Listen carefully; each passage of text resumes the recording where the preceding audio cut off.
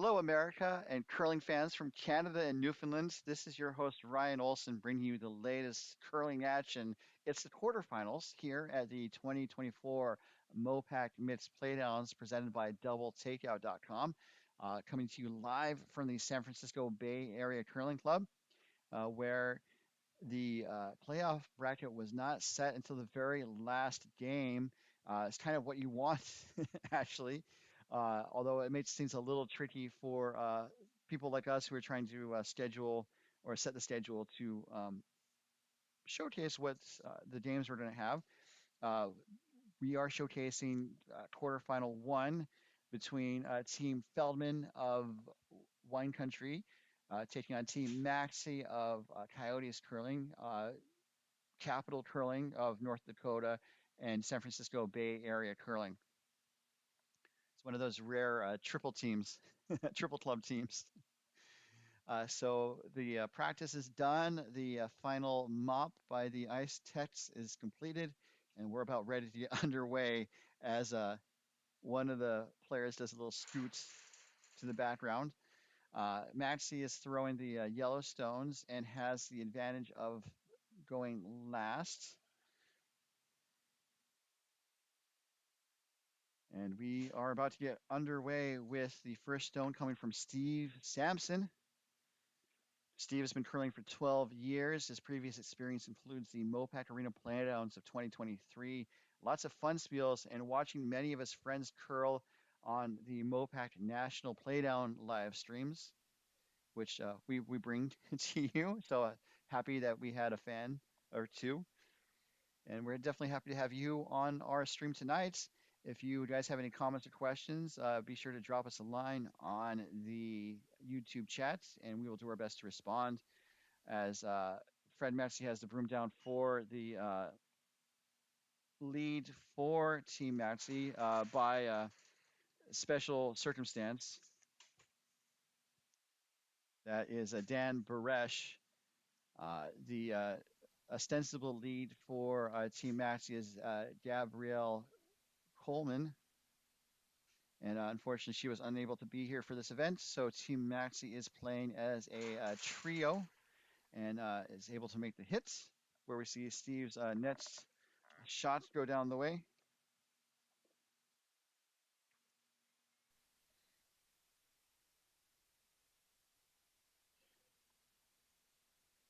So as the rots are in play, I think it might be good to kind of explain how we got here.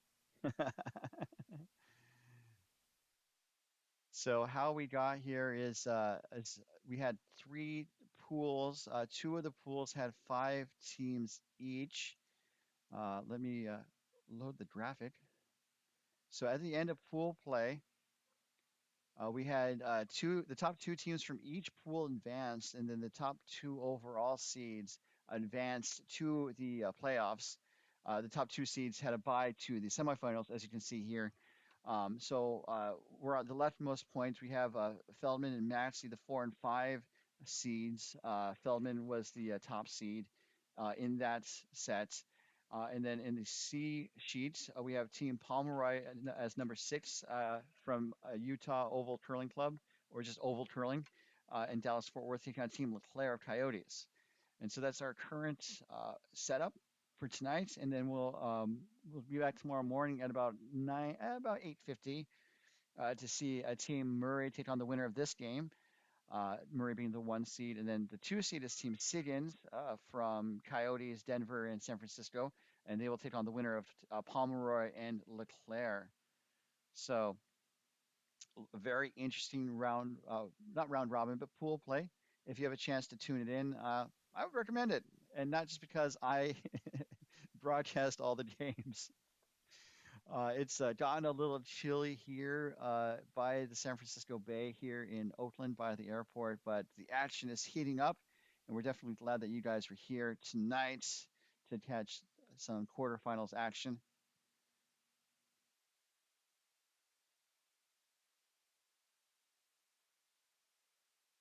So this is Dan's second rock. When teams are playing as a trio, the first two players throw 3 stones each, and the skip throws the remaining two. So if we do a little math, you have 3 plus 2, and that equals 8, which is the number of stones that each team has, which is a strict, entirely coincidental, mind you, as we see Leanne Shearing get set for her delivery.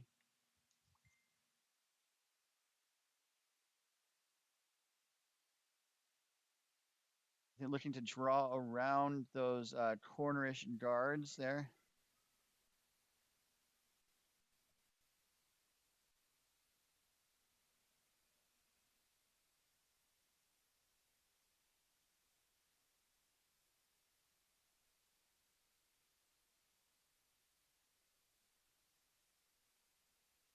So that ends up as a guard.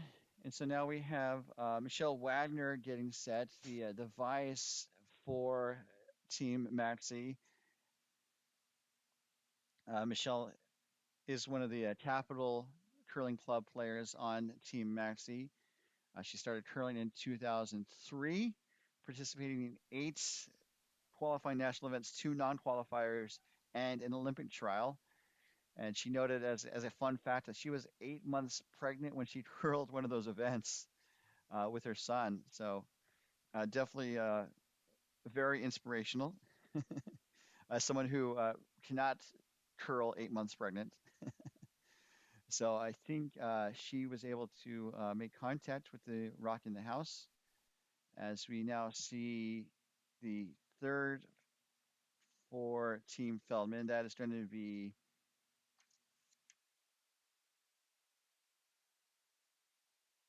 Cameron Spangler. I just wanted to be sure I got the name right.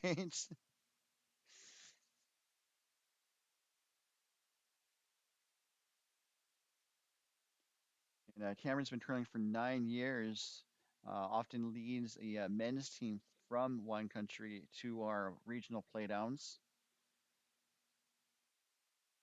And that was a nice smooth release on target.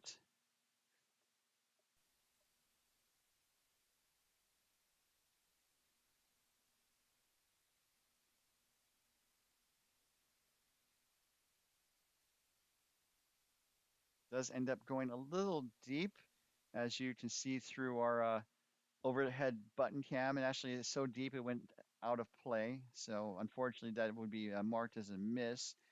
Right now in the house, we have Maxie sitting shots on the edge of the 8-foot ring above the word O in Olone. And then the Feldman is sitting second on the lower part of the 12-foot from this view. So this is Michelle's second of 3 shots.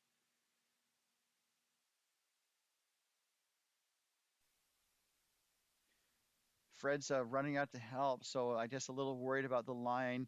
This is one of the challenges when you play as a 3-person team. You have one person that sweeps a lot of rocks by him or herself, and Maxie went out to jump to help, and wasn't necessarily needed. Got the job done as a guard, and we see Cameron get set for his second stone here. Cameron has been to Arena Nationals, winning bronze once, also reaching the quarterfinals 3 times and the semifinals once.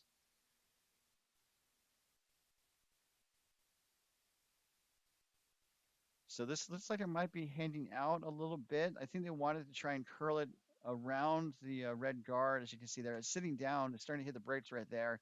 It's going to dig in.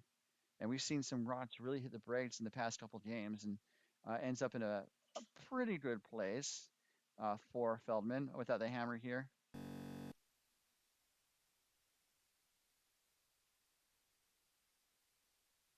So it sounds like he's asked for backline weight to kind of pluck out that Feldman Redstone. And by the way, Michelle passed along the notes, wanted to give a shout out to her parents, Barb and Craig Nathan, watching from Lake Metagoshi, North Dakota. And so, howdy, hello to them. I'm sure she's happy to have you guys tuning in, and I am happy as well.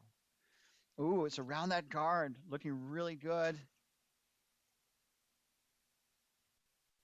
It does pluck out that red and sits around 4 shots. So it is Maxie sitting 2. So this is going to be a bit of a challenge for all the teams on the ice, I'll say. But is also a situation where in both semifinal, there's one quarterfinal, pardon me. There's one team from each quarterfinal that was just on the ice, and they just had about 45 minutes to an hour to kind of gather themselves after that last game and get back on the ice for this quarterfinal game. And so in this case, it was Feldman that had to come back to win her game that just concluded at about, I'd say, just after 7. And likewise for Pomeroy, he also had to come back, and actually he dropped a very close game to fall to the number 6 seed. So we'll keep an eye on both sheets as we continue our coverage. But for now, it looks like that Feldman was going to try and draw around. It's coming up a little light, so Spangler is going to come out to help. Is it going to get around that guard? It's going to actually just chip off of that guard and roll to the side there. So just a little on the light side.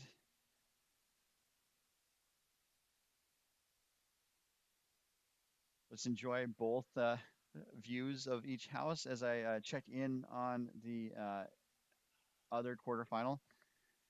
Looks like they are to skip stones on that game as well. Um,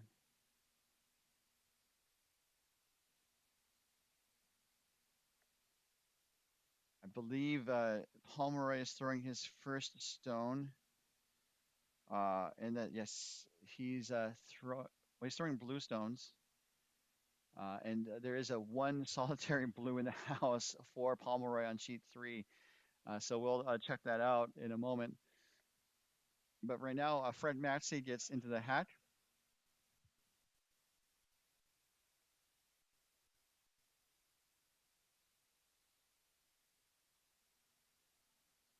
And I think throwing he's going to take out that red that's in the back there where Michelle has her broom. I think hoping to roll towards the center. It's going to nose it. And so now Maxie is sitting 3 yellows, and Feldman's in a bit of a jam here early in this first end of the game. So Feldman needs to find a place to put one of her red rocks so that Maxie can't easily get that out, or else Maxie is scoring 3, maybe 4 here.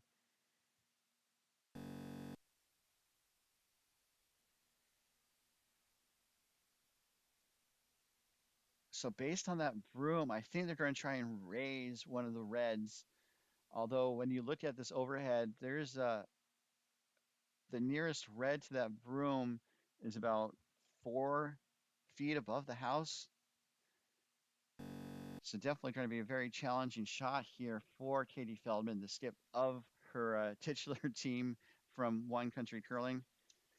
Katie has been curling for 8 years, reaching Arena Nationals several times, including winning bronze twice, and also reaching the quarterfinals. Well, she was also a 2019 MoPac mixed doubles champion. Let's see if the shot is here. Katie Feldman with her last without hammer here in the first. Looking for a bit of a raise or reach around. Oh, it raises, but it's not going to go enough. So unfortunately, this is an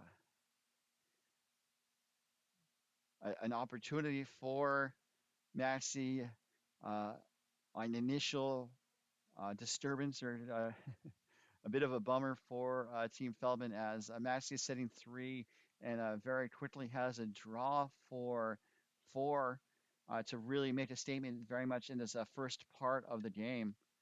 So Maxie makes his way to the hack, cleans the rock like all good curlers should, just like every good boy deserves favor or fudge. I just depending on who remembers that memory trick. And as Maxie pushes out of the hatch, we'll keep track of the time here, measuring the time between the 2 blue lines, the hog lines. This is the last rock here, the first end.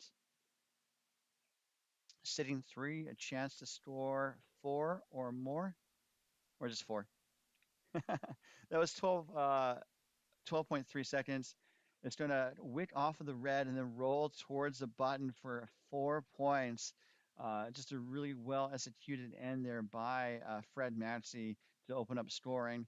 Um, and then shifting over to sheet three really quickly to catch the last rocks here.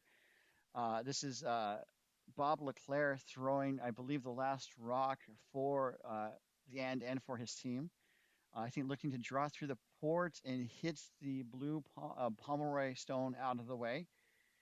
This looks like it might jam on the yellow guard. It does. And there's no yellow in the house. It's going to be a steal of one by Pomeroy to open up the scoring. So, very exciting beginning for both games. And we will be back in just a moment when we return to our action at the 2024 MoPac Mixed Playdowns, coming to you live from the San Francisco Bay Area Curling Club. And just another reminder, as you guys may have heard throughout our broadcast, tonight's game is being brought to you by doubletakeout.com. Doubletakeout.com is operated by Ken Pomeroy, where throughout the curling season, he crunches the numbers from the top curling competitions and devises what he calls the world's best curling ranking system. Visitors can check out to see how their favorite men's, women's, and mixed doubles teams compares against the rest of the field. That's all at doubletakeout.com. We'll be back in just a moment.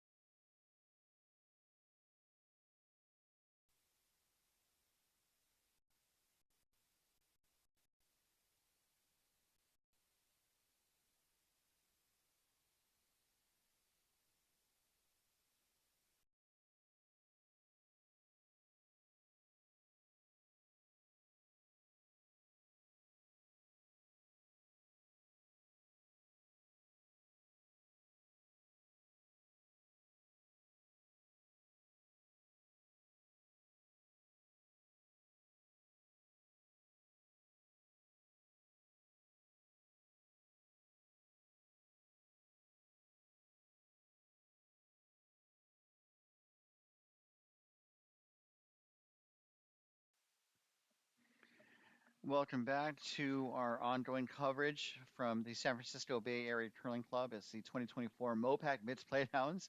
We're watching the second rock coming from Steve Sampson. Been curling for 12 years. His experience includes the MoPac Arena Playdowns 2023. Lots of fun spiels. I already said this. I apologize. He has a fun fact that he was born with webbed fingers. If you have the nerve, ask him why when you meet him in person. I will not take him up on that offer, as looks like it rolls out of play.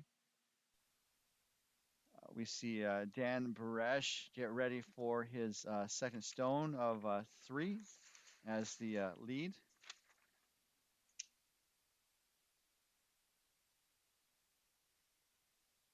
And Dan has a member of 6 state championship teams out of North Dakota. Also played in 10 national championships. That includes mixed nationals, club nationals, senior nationals, and mixed doubles. He also played in 3 challenge round events in mixed doubles and the men's qualifiers. He and the rest of the squad are the 2022 mixed champion from our region, and so definitely has some bona fides there.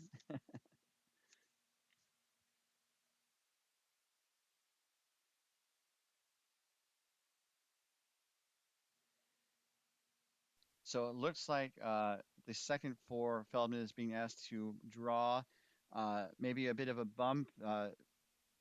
One of the squad asked bump or freeze, and I think she just said yeah. Katie did. Leanne, one second. Oh, Leanne's been curling for 3 years. She's a Canadian who had never curled in Canada, which is a bit on the rare side because there is about 1 million curlers up in Canada. That's about a 30th of the population. So I say that's a bit unusual, but I think everyone tries curling at some point in their lives up in the Great White North. And that is a guard. I don't know if that's what was dialed up. So now it looks like Michelle's going to try to draw around here. Maxie's already sitting two in the house, and I think Feldman's going to need to do some cleanup to really get back into this game here in the second end, as I am dynamically updating the scoreboard. It is currently Maxi for Feldman 0 here in the second end. That rock turns into more of a corner guard, kind of spins away from the center of the house or the center of the sheets.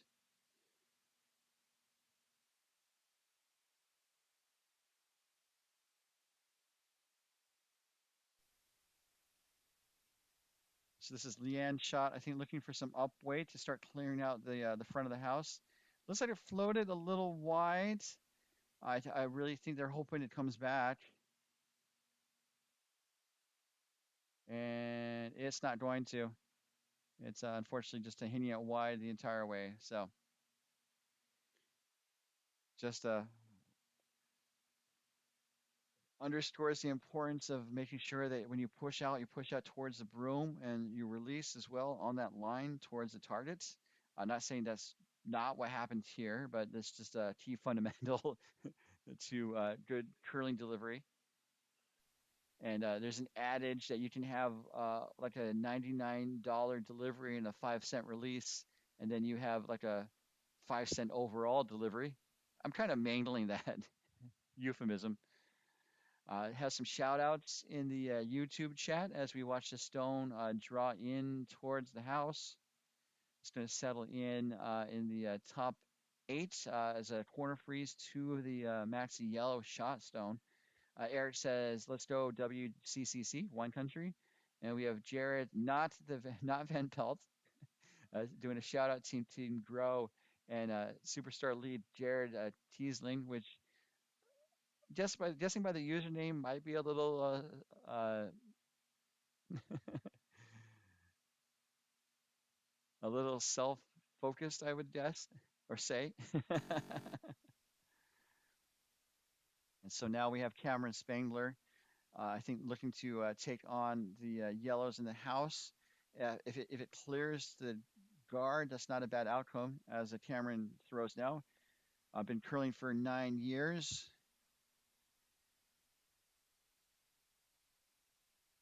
It's going to clip the guard and then jam itself on the yellow guard on the right there. So it does open things up, but Maxie is still sitting three here as we near skip stones in the second end.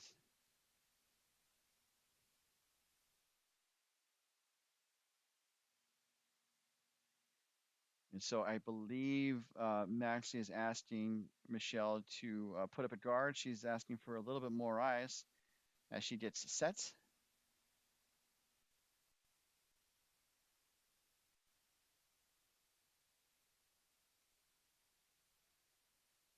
That looks like a pretty smooth release. And Jared on the YouTube chat is saying things that I dare not repeat on the broadcast, just about perhaps a fellow teammate. So I won't I won't go there.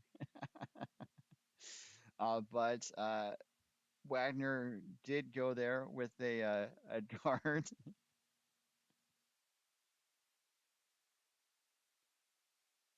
And there is a little bit of it talking happening in the YouTube. I'm here for it as long as we keep it friendly.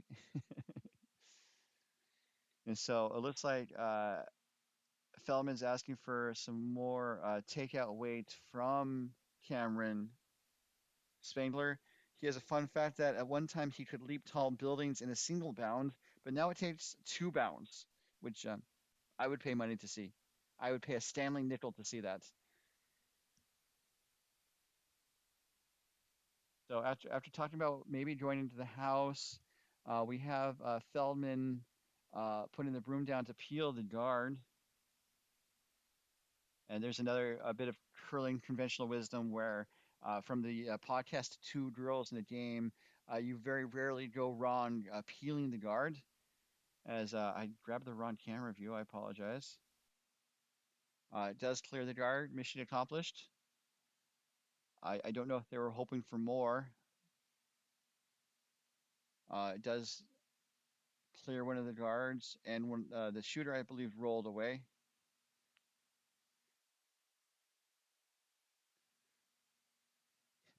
So some of the joking around on the YouTube chat was in reference to the vice of Team Grow, and he was under the weather. So I think we're all good here. As Michelle has the broom down for her skip,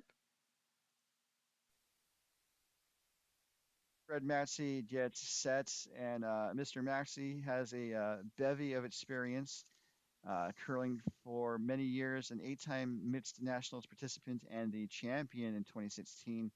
Also the 2022 USA Senior Champ, and also again with the rest of his squad, the 2022 MoPac Region Champ. As they look to, try to put up the guard, but I think this is going to go in the house, and so they're looking to maybe just this could work out really well. So looks like a good draw there by Fred Maxey. The situation at this point is that Feldman can clear two of those yellows with a great shot, but the shot stone at the top of the 4 foot is going to stick around and be shots. Although the Feldman red would probably stay in a place where it would be a little tricky for Maxey to pluck it out.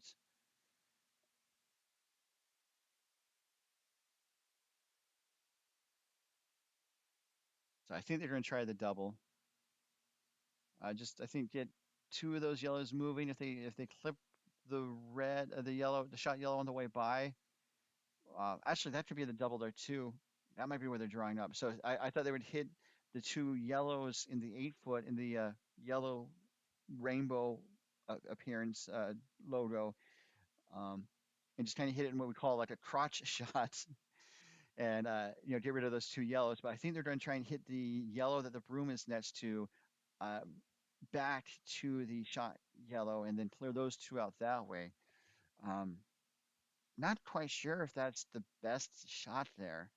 But as I always say, I'm not on the ice playing the game. They are. So they might be seeing things that I'm not. Um, Here in the slightly warm room, as Feldman gets underway with her shots. And a fun fact about her, she is a Swiftie.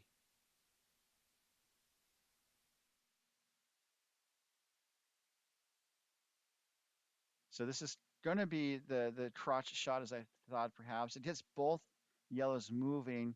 One of the yellows goes out of play, but the shot stone is just pushed to the back four. However, it looks to be exposed. If you kind of look at this head-on view, it's exposed on the left side, where players really haven't been this end, but it definitely does give Feldman a possibility here late in the second end.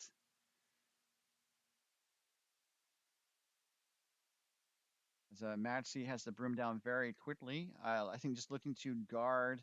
I think they're concerned about maybe Feldman hitting the red onto yellow and then spinning to the button for shots. This is, I think, just kind of a shot to really make it hard for Feldman to score multiple points. But there is that possible out on the wing as Dan sweeps the rock down the way.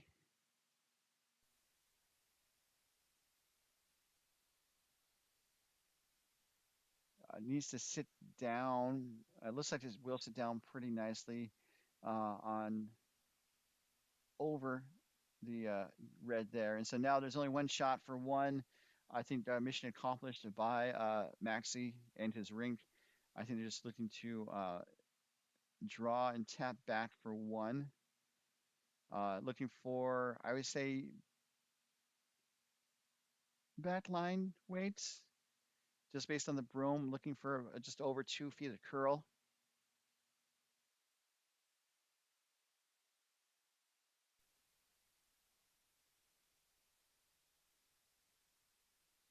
Looking over at sheet three, my goodness, Pomeroy is sitting four. And I think we are to skip stones, so we will join that in just a moment as we are looking at the last rock here on our feature sheet two. Feldman is drawing for, I think, a draw or a tap for a single point here.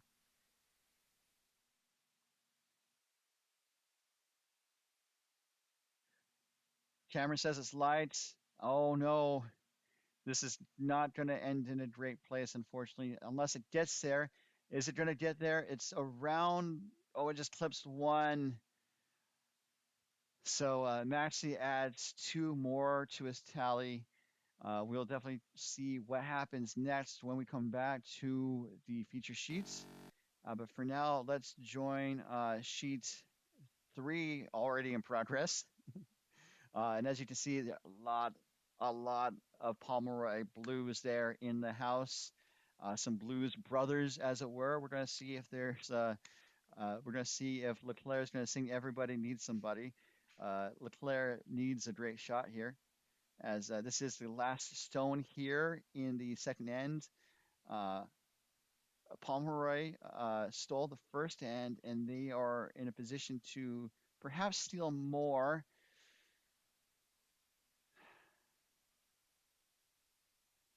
Where the broom is positioned, it looks like they want to basically kind of scoot past that high center Pomeroy guard and just like nose hits that blue that's right on the button. And let's see if Bob LeClair has it dialed in here with his last rock in the second end. It's around the guards, and it looks like it's going to hit, and it's going to roll to the edge of the 4 foot.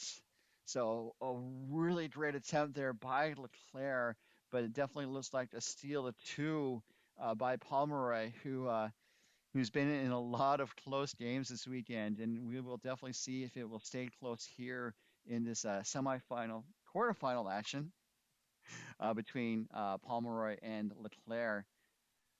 Looks like they're doing a technical timeout. Looks like they're going to do a measure on this. Um, from our overhead view, it looks pretty Pomeroy for to me. And also, as a joke, who do you call a fan of Team Pomeroy? They are Pomeroyans. Feel free to use that in casual conversation at the Sunday Salon. Uh, Pomeranians. I don't know. When you broadcast as many curling games as I do, uh, you definitely kind of your mind goes in fun and interesting places. So looking for a measure. I don't know if the people in the chat want to chime in who they think is shot. Uh, Again, I do say a lot that the camera uh, doesn't lie, but it's really this it can be hard to tell what is true from this overhead view. The cameras are not precisely aligned. There's no like scientific pinpoint precision in terms of the camera accuracy. So we are going to rely on the accuracy of the pressure gauge, as I think a member of the ice officials comes out to help.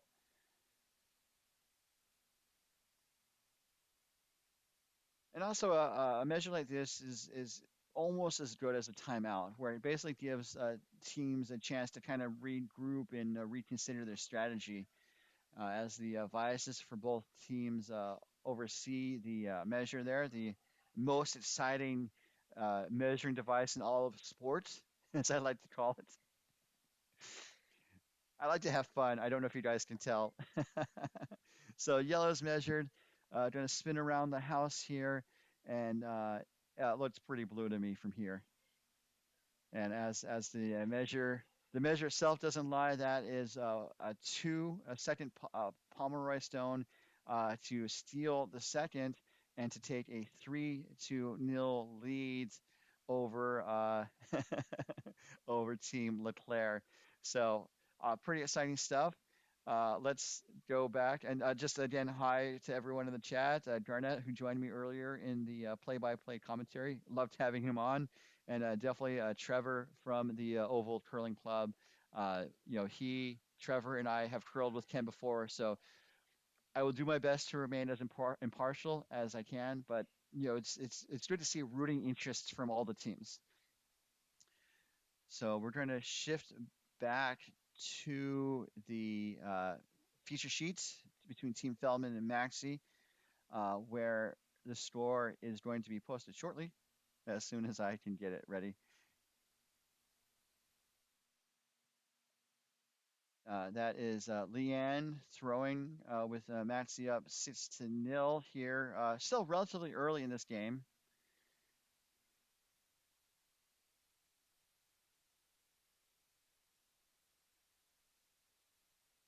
Around the guard and looking to, I think, be as deep as it can. Wants to park right on top of that yellow, and mission accomplished.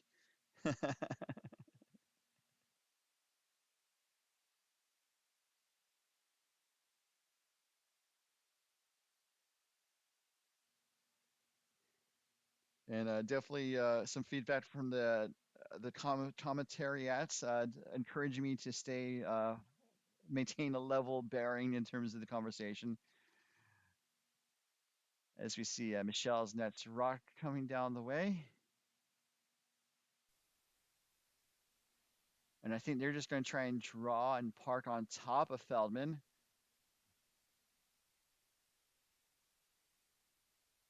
While that shot is finishing, it reminded me aproprio of nothing that if you are in the San Francisco Bay Area watching this game, you want to come check out the action live in person, you can come on down to the club just a short distance from the Oakland airport off of the freeway.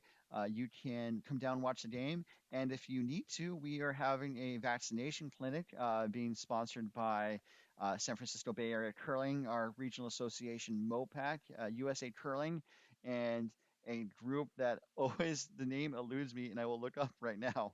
But the clinic is tomorrow from 11 a.m. to 5 p.m. during peak curling hours, so you can come down and watch the game. And this is why, unfortunately, Leanne's having some tricky shots in terms of takeouts and stuff.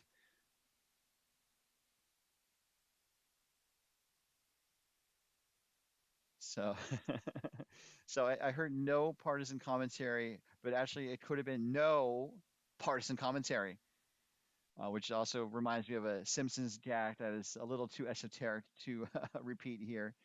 But it involves Lyle Landley, played by Phil Hartman, who is a comedian that I still miss to this day.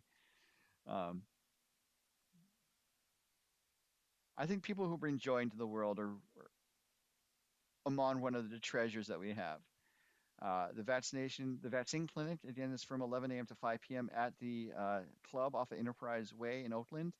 There's no charge for flu and COVID vaccines. However, if you have Medicare or private insurance, please bring your card for authorization, your insurance card for authorization on eligibility and coverage.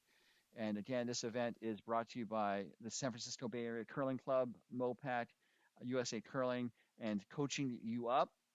KO flu and COVID. KO, obviously the boxing KO for knockout. And it definitely looks like Maxie has been delivering some knockout blows here against Team Feldman early. We'll definitely stay tuned to see if Feldman is able to respond. And this is going to clear the red. The shooter is going to go to the wing on the right side there. So Maxie is still sitting the one uh, behind a Feldman red, which is second shot. And that is the current situation in the house as Michelle gets set with her delivery. Michelle was at the 2013 Women's Club Nationals, winning the whole darn thing, winning the shebang, shamula, some other words that rhyme with balula. I don't know.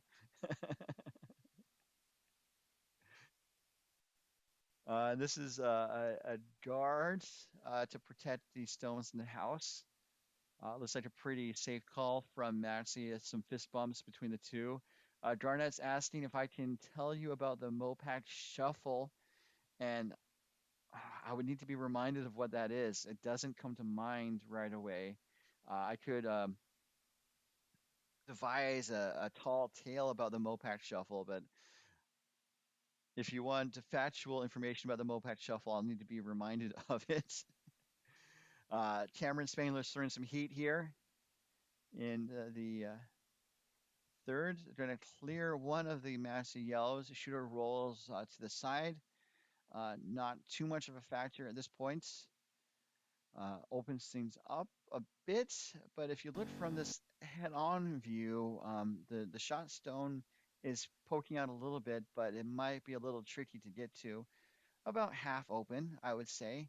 And I think based on where Michelle has the broom, Maxie is going to shut the door and make it difficult for Feldman to attack the stone from that side. Excuse me.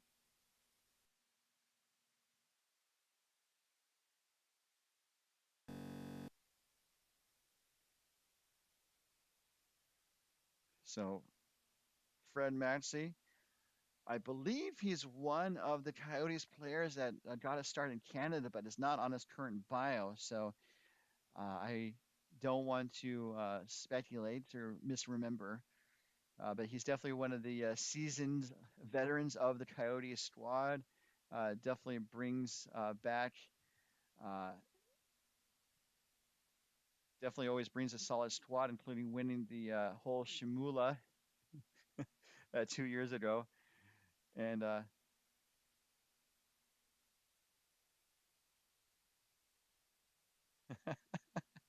YouTube chat is continuing. I'm loving the chat.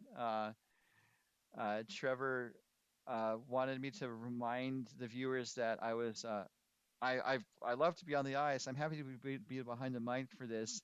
But I when I do get on the ice, I've had some success. I won our Oval Curling Club's Bonspiel last April, and our curling club is having our Bonspiel again at about the same time, late March, early April. We'll have information posted shortly. Also being shared on the MoPac Facebook page. We call it the Hive. So uh, definitely, I hope a fun time. Also, I'm trying to find a beekeeper uniform for publicity shots because I do publicity for our club and for MoPac. So I try to find what fun ways to promote our events. Because that's what the sport's about: having fun. You want to do well, you want to win, but you want to win the right way, and you also just ultimately want to have a good experience. And sometimes that's what you got to focus on, especially when the scoreboard is kind of like what Feldman is facing. Looking to kind of blow up the front here. And is it there? It's going to get one. It's going to chip two. So two of the yellow guards go away. That is a double takeout brought to you by doubletakeout.com. Got to show some love to the sponsors. Also, a shout out to Derek Swanson, the best curling bar dude ever. Although someone was took offense to that somehow. Not quite sure how, but it could just be the fun ribbing that some curlers have with each other. Looks like based on where Michelle has the broom, Maxie wants to draw basically to the top 12 foots and prevent Feldman from getting there first.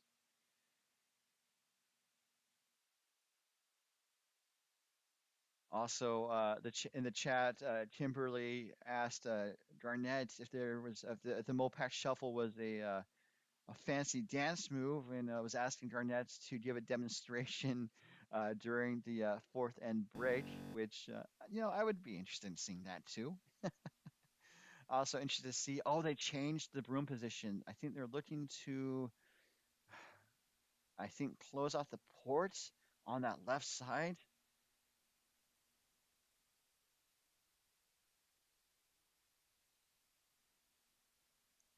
And someone noted that Fred Maxey's doing the electric slides here, heading down the ice. He's going to tap the yellow up, I believe, as we change to the overhead camera here. Actually, oh, it just barely squirts over that hog line. And as the Trevor noted, maybe trying to prevent the run back. uh, the YouTube comments are now asking for a fourth end break dance battle, which I personally think should be the way that we resolve tiebreakers. There's been a huge pressure to try to cut down on the number of tiebreakers, resolving ties with comparing the records of the teams, also how close each team was to the center of the house. I feel that we should just forget all that and just do a dance off to see who's got the moves and who's got it and who doesn't. And I would definitely say I'm the first that does not have it, but I'd be willing to try.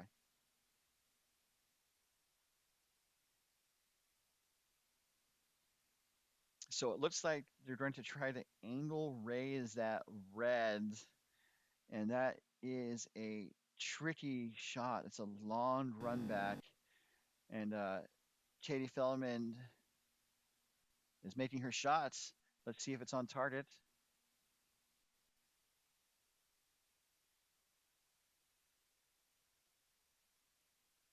So it's hitting the red, but it's too thin. It's going to roll uh, just across the top of the house, and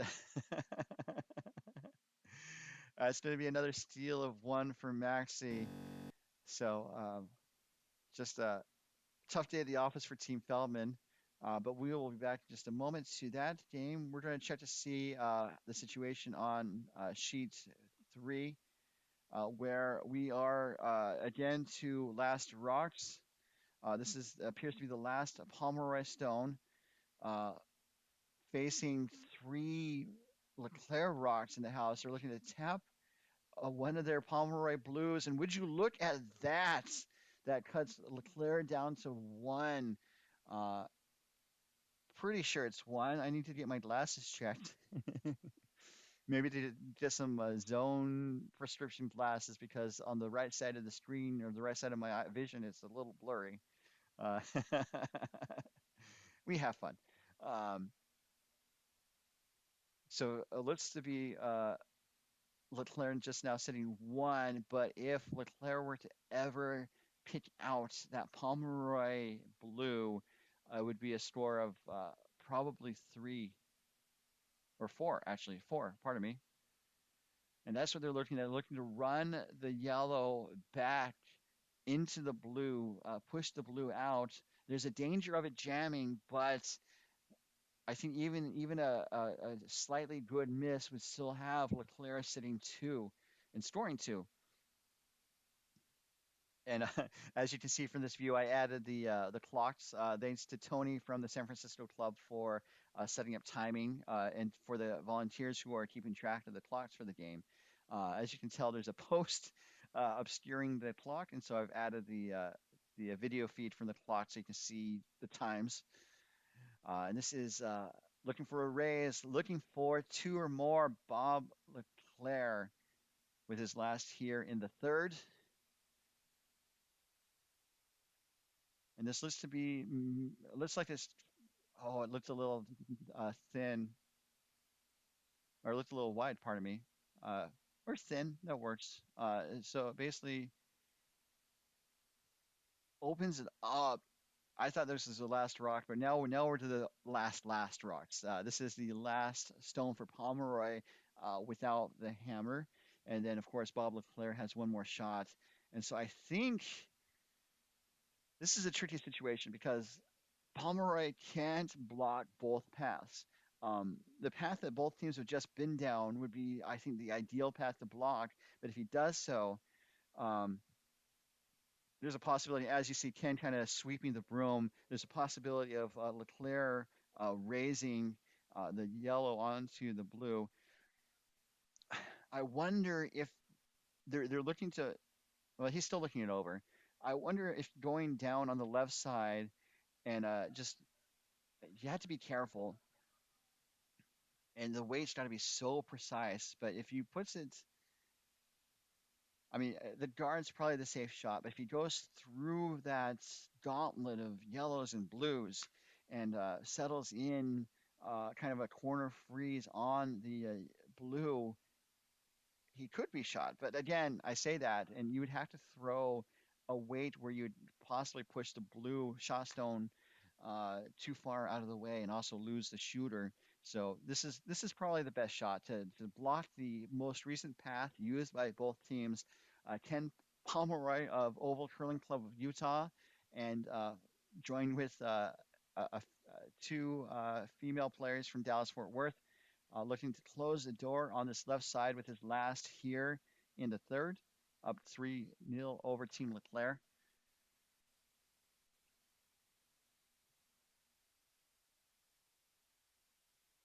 Sweepers were just kind of walking with it. Now they're digging in. Oh, this was a little wide. They didn't come back. And so now the door is open. LeClair has two ways at the stone, and he's looking to take it on from the right side. And the people in the chat might have their view, but I would think going down the left side would be the more sure shot because it's a straighter shot. There's not going to be like an angle run back or an angle raised takeout. You just need to basically kind of hit the blue on the inside to get rid of the blue and score three or four. But this is the shot that Leclerc's chosen, and as I say a bunch, I'm not on the ice.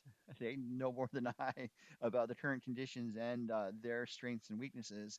So it looks like Leclerc is opting to do the in-turn clockwise rotation uh, to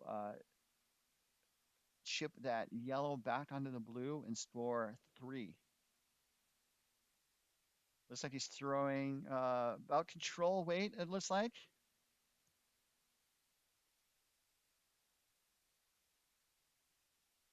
So, oh, it didn't come back. Oh, but he got something there. Wow. That is a shot. It the yellow jammed on the blue on the outside 8 foot, but then it rolled back onto the blue second stone, and that is a score of four. I didn't see it unfolding that way, and that was a great shot by Bob Leclair.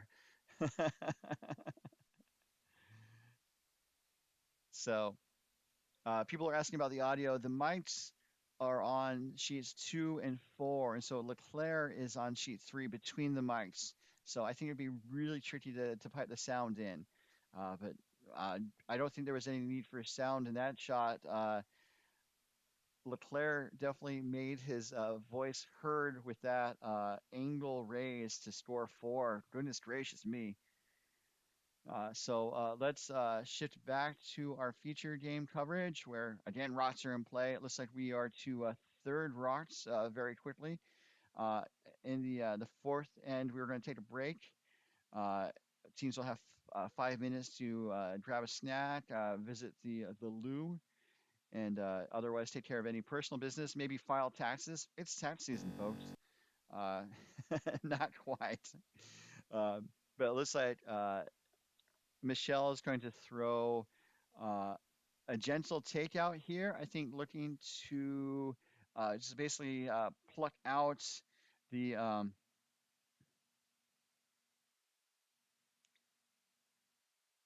the red and mission accomplished there.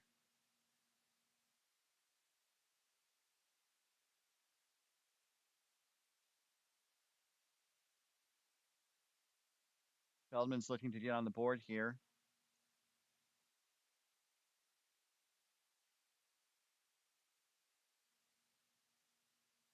Looking at the overhead view, um, it does look like Feldman's going to try to draw on top of that yellow shot stone with Spangler's last, or his first, actually.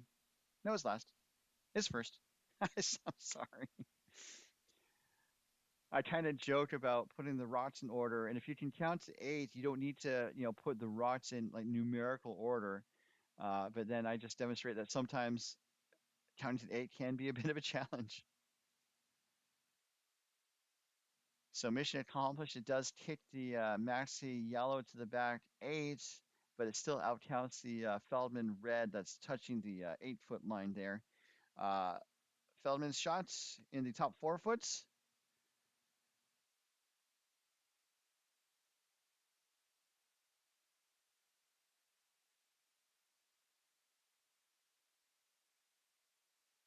This is Michelle Wagner's last.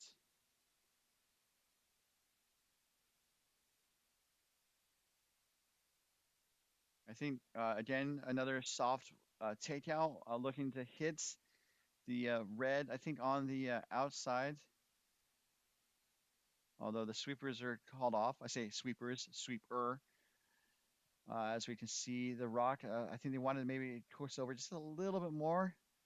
It's going to hit the red to the back four, where it is still shot, and it is pretty well buried.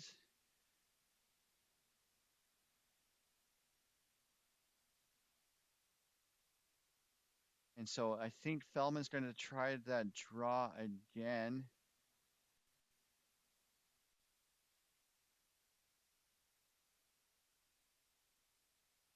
And let's time this, see how it's going, the ice conditions.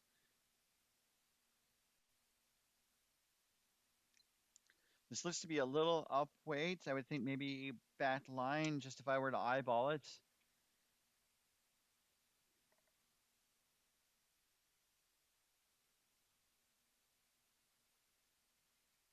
I got 14.8.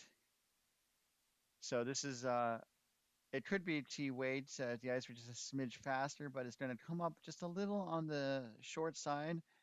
End up as third shot, but it's a pretty good place, I believe, for Feldman. Although the double might be there. Looks like also Maxie's looking to maybe do a in off, maybe draw the other side of the ice. They have a decent number of options here. Excuse me.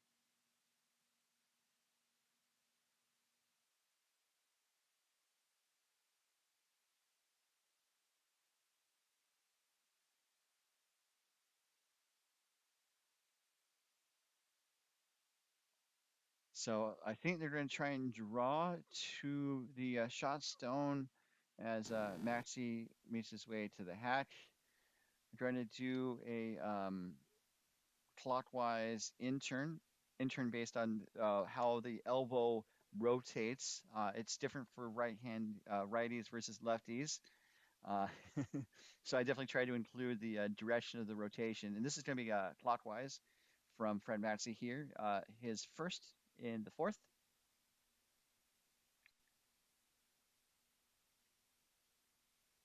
And I think just looking to park it on top of the red, if it's short, that's not the end of the world, I would say. And this is going to be more of a guard, as it's about 15 seconds. Actually, it might. Ooh, I think it just kisses off of the red. See some gear effects, as our favorite curling commentator Russ Howard might call it. Some gear effect on the red at the top, rotated back towards the yellow. Does kind of block the path for a potential second shot down that side, but there's still a potential second shot on the right. Feldman has a decent number of options to score two or three here in this end.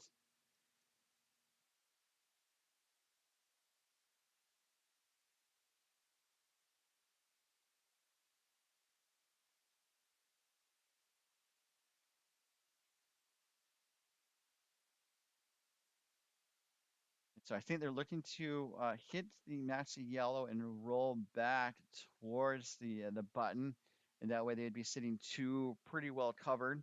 Although Maxi could have a draw on both sides to really cut down the scoring area.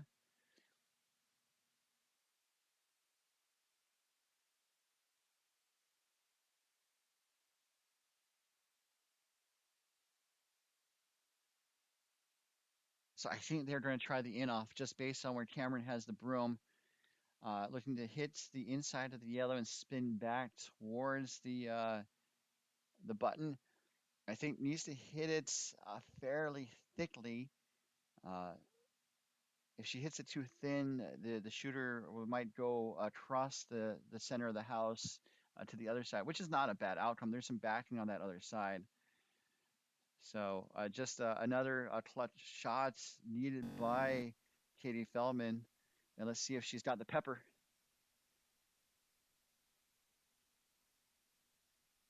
Needs to curl up to see it break right there, but it needs to curl about another foot.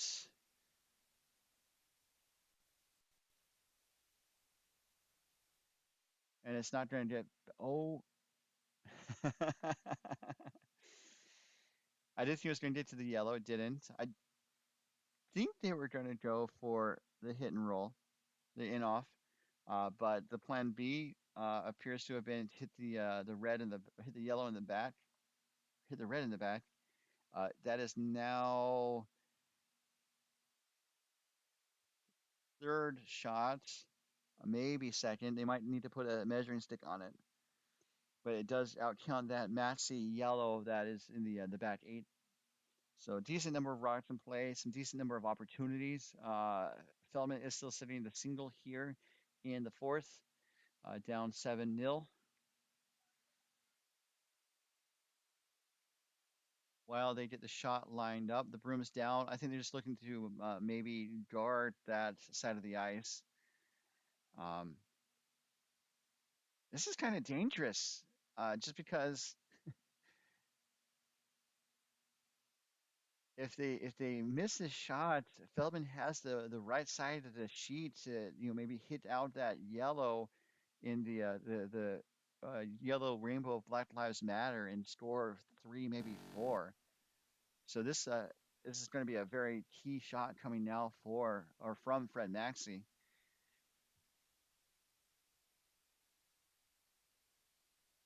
He could be trying to hit. Okay, they're changing the shot. Fred had a view of the house from the far hack, and now he's changing the call. Uh, I think seeing maybe what I saw. So he's going back to the house to take another look. And yes, he wants to, I think, maybe just draw to the top 4 foot and then, kind of forcing Feldman to draw for two. The in off would not be there. Well, she didn't need an in off. Also, if Maxie's shot goes to the 4 foot, then he could be shot or could be second and really forcing Feldman to make a choice on what to do to score two or to try something crazy for multiple points, which is the playoffs. Sometimes you have to try something crazy to make something happen, which is not uh, a phrase on my dating profile. Just FYI there. Sometimes you have to do something crazy to make something happen. And so looking for a draw here, I think looking for the top 8 foot, maybe biting you don't want to be next to the yellow that's in the house in the near the tee line. And so this is over curling. This is actually going to tap the red back into second position. And so now Feldman is sitting two. And again, if they get rid of that yellow that's right on the tee line, they could score four here. Uh, People in the YouTube chat, tell me I'm not crazy. So they have two right now, two, maybe three. Um, I think that yellow is third shot. So I think again, if they just bump that yellow by the tee line away, and the shooter rolls towards the button. They are scoring four. So I think this is a door that is opened for Team Feldman and Skip Katie Feldman. Uh,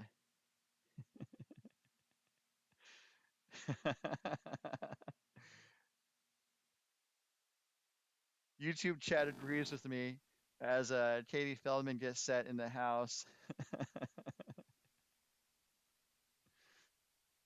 And this is sometimes when they close a door, a window opens, and we have a window open here.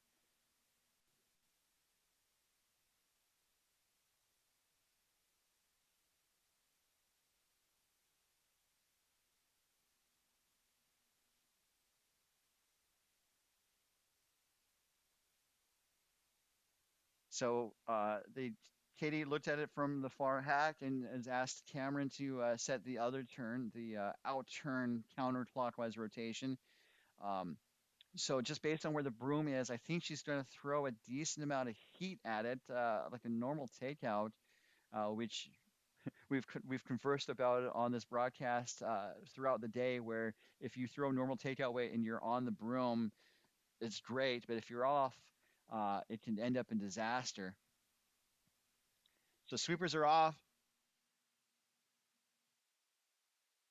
and this looks to be really close. Is it there? It's going to hit the yellow, and that is a score of four by Team Feldman to really get back into this game. That is a four spots to claw back half of the deficit that they faced. So a really well executed end there by Katie Feldman to take a to cut the deficit by more than half. Heading into the halftime break, the score is Team Maxie 7, Team Feldman 4. So I think a lot of people in the YouTube chat were definitely looking for Feldman outcome there, and Katie Feldman delivered. Let's shift over to sheet 3, where we can check out the action on the Pomeroy LeClair game. Pomeroy has the hammer here after giving up a four spot. LeClair had a really great end in the third end to take four. And this is going for a blank, I believe. Haven't seen too many blanks this end or this throughout this tournament, but it looks like one might be in the offing here. Uh, Needs to just chip out that yellow and have the shooter roll away. Mission accomplished. And Pomeroy is going to carry the hammer to the fifth end down one. So they enter their 5 minute timeout. You can see the clock there, noticing the intermission. And so I think there's a dance battle we need to do. If the YouTube chat will join me on the ice, we will do a dance off. You guys can choose the tunes. I'm partial to YMCA. We haven't done the Macarena in a while, so it's up to you guys. But talk it out amongst yourselves while we go into the halftime break. And before we take our time out, just another reminder that our coverage is being brought to you by doubletakeout.com. Doubletakeout.com is a website that proprietor Ken Pomeroy calls the world's best curling ranking system. Visitors can decide to check out the statistics compiled and crunched by Pomeroy himself to see how their favorite team stacks up against the top teams in the world. That's all at doubletakeout.com. So my throat is parched. I'll be right back in just a moment, folks. Stay tuned. We have ourselves a couple barn burners in both quarterfinals. We'll be back to the 2024 MoPac Mixed Playdowns coming to you live from the San Francisco Bay Area Curling Club.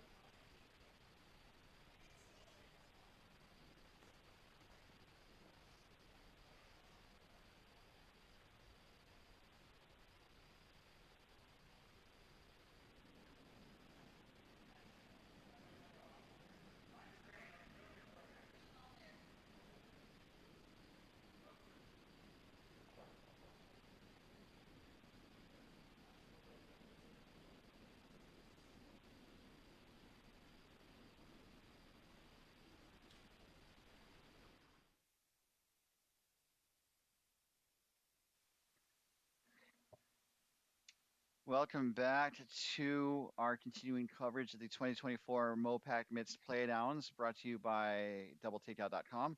Rocks and play here in the fifth end as I update the scoreboard. Um, Team Feldman really needed that four spot in the fourth end to really have a chance here in the second half of the game. Uh, as you can see in the clocks, uh, Team Feldman is a little on the short side. They basically need to play the remaining four ends in about 3 minutes per end, which is pretty tight. It's not, uh, the absolute tightest necessarily. As Dan delivers his second stone, Dan, by the way, noted that the pinnacle of his curling experience is having traveled 87,000 miles about to Bonspiels with Michelle Wagner, including three times to the MoPac mixed playdowns, at least three times that I'm aware of. So,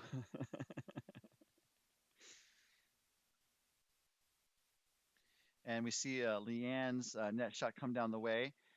She's been a little wide uh, with this turn, so let's see how it finishes. It's listed to be more on the money in terms of the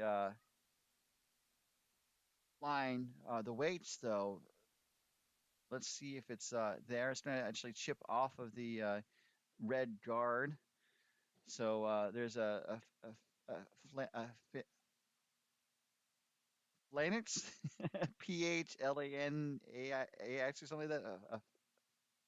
There's a flank of red rocks in front of the house, guarding essentially the Maxie yellow in the bat eights.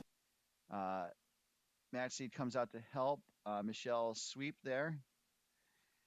Uh, Look at that curl at the end. It finds a point and just breaks and just dives like an eagle, soaring over the San Francisco Bay, about to pluck out a ripe fish for the plucking. So talking about the time, they definitely got their next shot off pretty quickly. I wasn't even able to change the camera views in time. So this is going to, I think, maybe make contact on one of the reds, chip it into the house to the back 12 as it's going to sit down, and it's going to actually go too far, park itself on the back line. So now I think looking to just draw around the flank of red rocks. Fred Maxey has the broom down for Michelle, and Michelle noted that she's notes that more important than going to the Nationals 10 times is that since 2013, she's been to at least 79 Bonspiels with Dan Baresh. So they're definitely a strong curling team. And we have some good conversation happening in the chat about, playing with a short clock that, Feldman is playing with here. Um, as you can see, Feldman is already, Spengler is already set to go in the house here.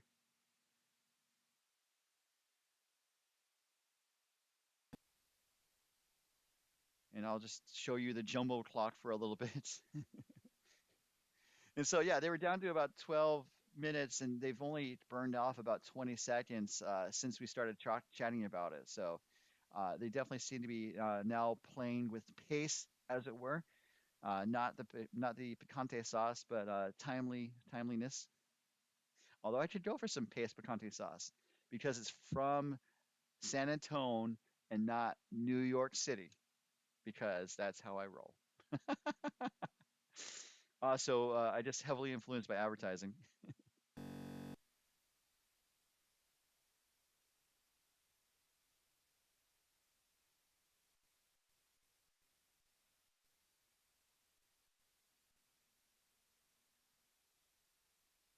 So it looks like it gets around that guard. Wow, that was a great shot there by Michelle, as it is now second shot pretty buried under that guard. Again, we are going to see some speedy curling as Cameron throws his last here in the fifth end. My apologies. Need to update the scoreboard. I will note that those responsible for the error have been sacked. Wants to get around, and it does. Oh, it just chips that guard. Wow, that was so close. The shooter spins wide and goes through the house out of play. So, goodness, that looked really close. And now Maxie is just going to, I think, draw and sit on top of what Michelle just threw.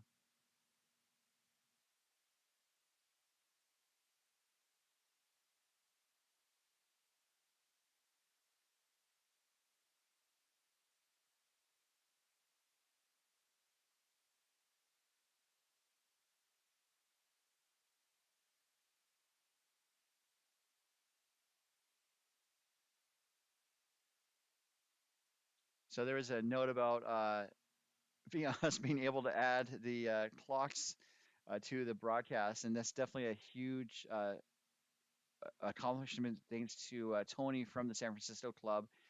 He set up the streaming setup for the timers, and we're just able to take advantage of that by having the video feed to add to the broadcast. So we'll stay on this view for a second.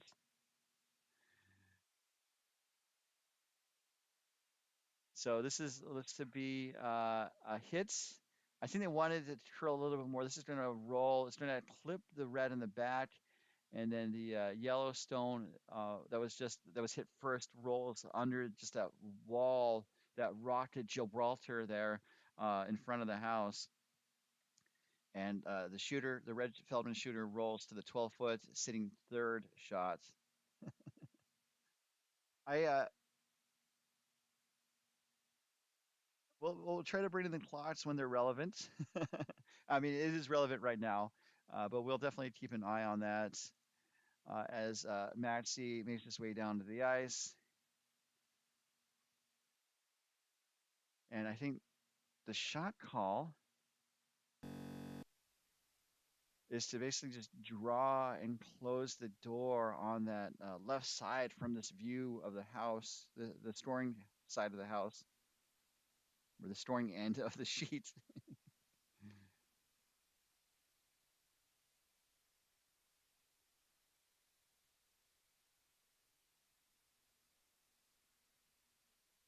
So I think it can go a little deep into the house, and it will end up in the full 12 foot. Appears to be fourth shot. Um, Feldman might want to put a stick on it if it comes down to that. Uh, but Feldman has the broom set on the other side and is already underway here. I think looking to draw to the 4 foot. There's a space for it. Needs to make sure it gets there. It's coming up a little light, I believe, as a Spindler moves up. It's not going to get there. And so, just as quickly as Feldman was able to score four in the last end, she hogs that last rock to give Maxie currently two, maybe three in hand, and a chance for a couple more as Maxie gets set in the hack doing his pre-delivery routine. And people who deliver curling rods note that it's important to have a good routine for delivering the stone, but not to the point where it's a ritual where if you miss a step, like your delivery is cursed somehow. So I think a lot of these top players do have a good routine, but not a ritual. As we see the last rock, oh, and he's going to hit that uh, red away. Lose the shooter, but that is a score of four there to take an 11-4 win. And a hard fought battle all around, but Maxie was just too much there for Feldman. Although I will note again that Feldman was playing late the last draw before this one. So not an excuse, just noticing the where the teams are coming from, as it were. And so this game has concluded. We're gonna just kind of update or set the tone for uh, tomorrow morning's game, as Maxie has punched his ticket to tomorrow morning's game. So if we look at the bracket, the playoff bracket, see, high technology, folks. So by defeating Team Feldman, Maxie has punched his ticket to tomorrow morning's semifinal at about 8:50 a.m., where he will face the one seed undefeated Team Murray of Team Coyotes. So that's going to be a Coyotes catfight coming to you at 8:50 or so in the morning. There's no set broadcast sheet, so I will have to be creative with that 8:50 game. I might do more split views that some of the viewers have been clamoring for. Um, we don't have replay on this setup, so I apologize there, folks. But we are going to turn our attention now to sheet 3, where we will see how that game is going. Looks like we are to Stip Stones, and this does appear to be a situation where um, Team LeClair is knocking on the door here uh, without the hammer. Pomeroy blinked the fourth end with a chance to try to score multiple points, and it did not work out to this point in the fifth end.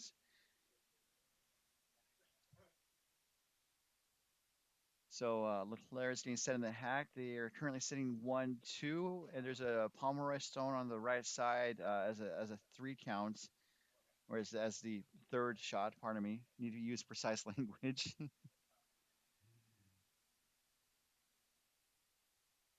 And so I think they're just looking to close the door, put up a guard, or put up a third stone in the 8 foot to just really force Pomeroy to a single point, or set up uh, LeClair for a steal here.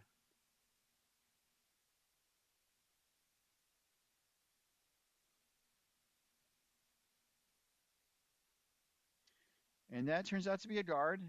And so now Pomeroy has one shot. He's going to be forced here. So not the outcome he was looking for, to use parlance of top curlers, where they say, it wasn't the outcome they were looking for. That was not the outcome that Pomeroy was looking for.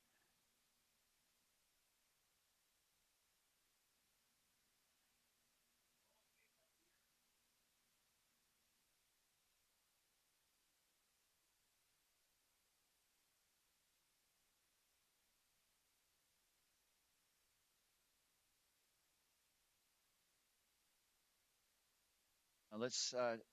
I'm trying to update the scoreboard so I can bring that onto the screen, but let's watch this shot now coming from Ken Pomeroy, facing 3, a draw for a single here in the fifth.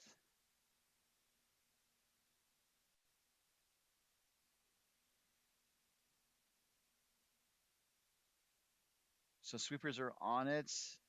Uh, Needs to go the distance here. It could be coming up light. They're really digging in. It's going to be really close. It's round 1. It's round 2, and it's there for. Oh no! It looks like it may have gone just a little too far. They might need to put a stick on this. It looks blue from here, but again, this is the camera that's a little sheets to the wind camera, a little blurry as it were. So it's definitely going to be a measure. It's a single either way, and they've called it technical timeouts for the measure. And so they're going to come out onto the ice for the most exciting measuring device in all of sports, the pressure gauge.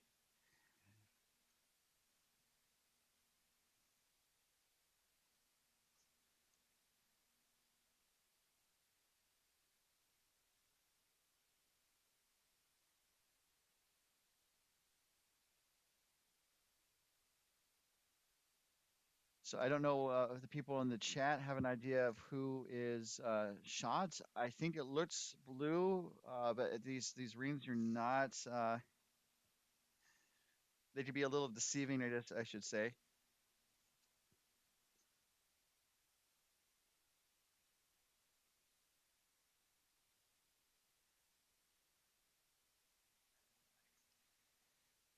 And so here we have the most exciting measure in all of sports.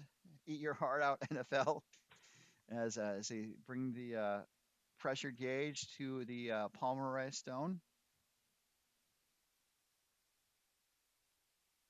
Then they're going to swing it around to the yellow because there's always room for yellow.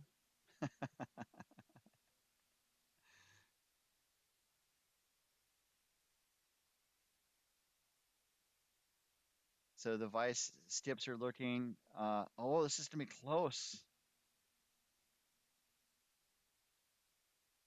I think it actually is yellow. Oh, okay. The camera kind of tricked me. I was convinced it was blue Pomeroy, and then at the very last second, it's like, oh no! And then ultimately, it is a single point for Team Pomeroy. That was a good measure as Pomeroy ties it up here at 4-all. And we'll be back in just a moment as we continue our coverage from the 2024 MoPac Mixed Playdowns, brought to you by doubletakeout.com.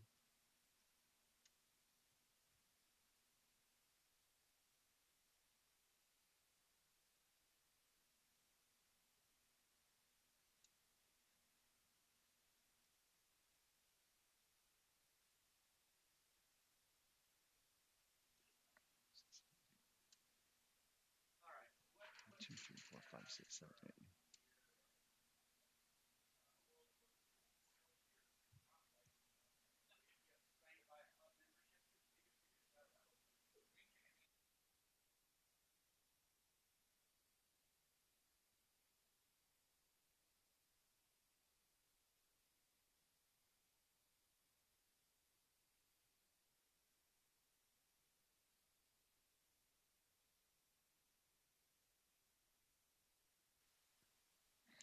And we're back to the 2024 MoPac Mixed Playdowns, coming to you live from the San Francisco Bay Area Curling Club. This has turned into another barn burner. It's kind of chilly here in the warm room, but the teams on this sheet are on fire. So Pomeroy is throwing the first stone here without the hammer. Carrie Lamberts is throwing lead stones. They're curling for 10 years out of Dallas Fort Worth, winning silver at Arena Nationals in 2022. And now we're also seeing Tracy Drummond for LeClair get set as the first Pomeroy stone ends up as a center guard on the center line. So the no tit rule is in effect for that stone.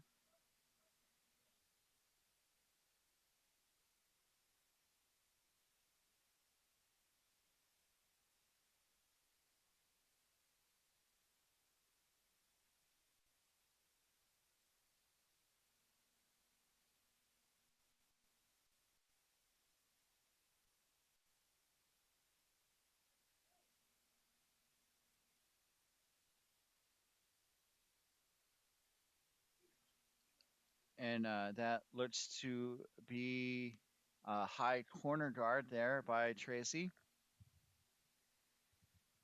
Net stone coming from Carrie.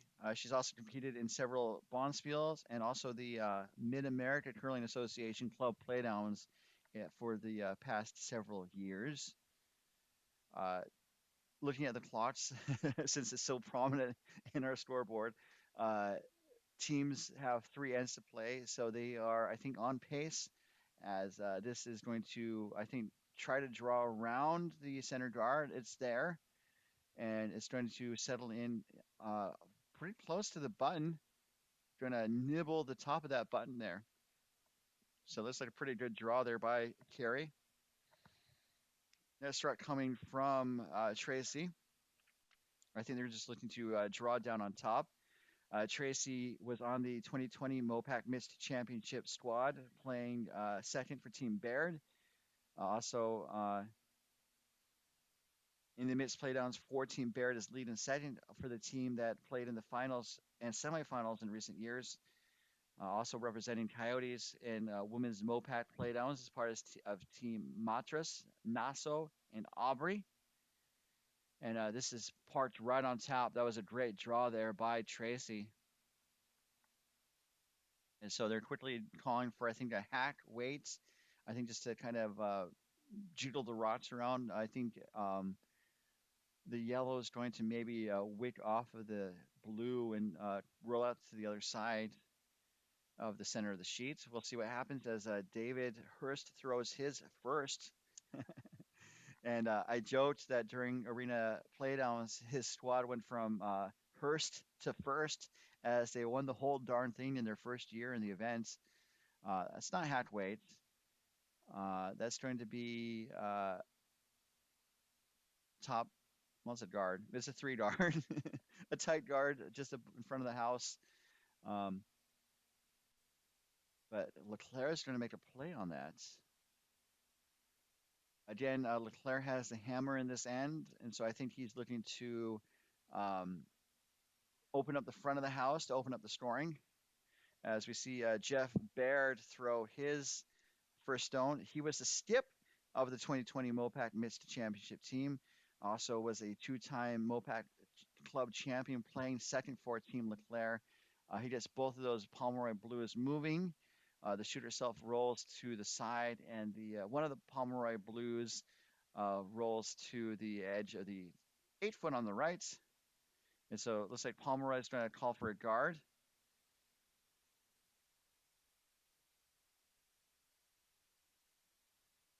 So Trevor asked a pretty good question as we're catching up on the chats. um, I had to put the broadcast into full screen view so I can kind of see all the action, so I don't see the chat necessarily. But Trevor was asking about if they should stop the clock as soon as the stone comes to rest. And as someone who's timed the game before, I don't have the official training, but you need to wait until the team that just delivered the stone clears the ice. Once the ice is available to the shooting team, that's when the clock starts. Or also in terms of stopping the clock. Oh yeah, so they do stop the clock once it hits the T line. Talking about trying to catch up with the chat. I apologize. I misread that question. Yes, they should stop um, as it touches the T line. And so as part of my training, again, not the official training, the timers I think try to stop. I think kind of around when the delivering curler crosses the back line, because by the time they actually kind of get to punching stop, it's a second or two. So they would stop a second short as opposed to a second late, as Trevor might be seeing there. So that guard is really high, and Baird was able to draw in and punch the Pomeroy Blue to the back eights. And so now Ken's asking for some cleanup from his vice, Heather Cook, who's been curling for 4 years in Texas, winning a silver medal at Arena Nationals in 2022 for Team Walsh out of Dallas-Fort Worth. Also winning gold this past November at Arena Nationals for Team Segovia for Houston's curling club. Looking to, this is going to be wide. Just going to kiss the stones. So unfortunately, a miss there. And LeClair is threatening again here in the sixth.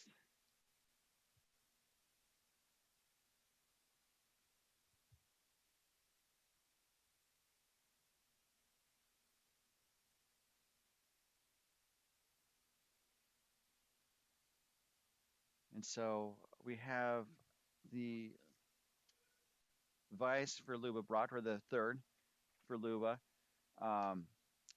Started curling in Canada, played on her high school team, and then at the University of Western Ontario, I believe in London, Ontario, the women's team. Her bio is a hoot if you ever have a chance to read it. Um, and it looks like LeClair is sitting two right now and is just trying to kind of protect what he has in the house. And that looks like a really good guard there. It's a mid guard. It's the two zone for the curlers that know. And so it looks like Pomeroy's going to try to open it up.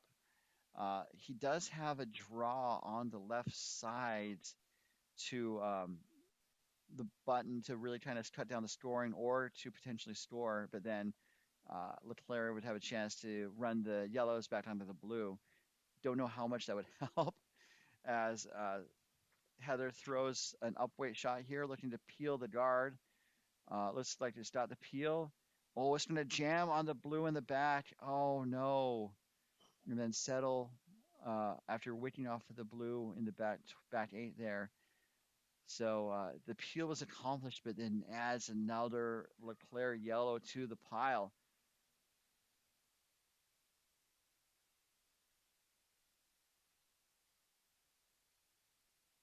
So this is again shaping up to be a pretty strong end for LeClair, sitting three. And I think LeClair is going to put the guard back up. After all, it worked out great for him last time.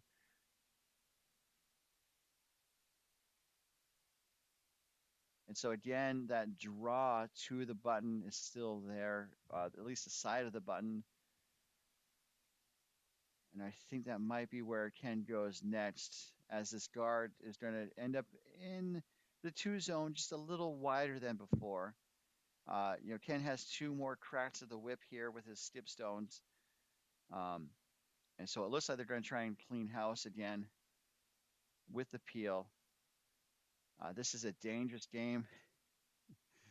So it looks like Ken's actually going to try and draw on the other side here with his first. Once he gets past that high center guard on the right wing there, needs to curl about 2 feet to get back to the button on that side.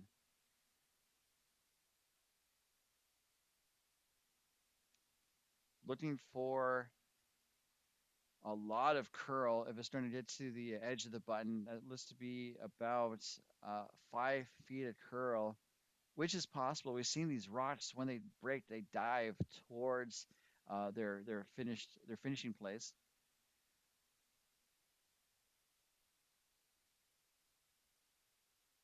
Facing three, Ken Pomeroy's first here without the hammer in the sixth.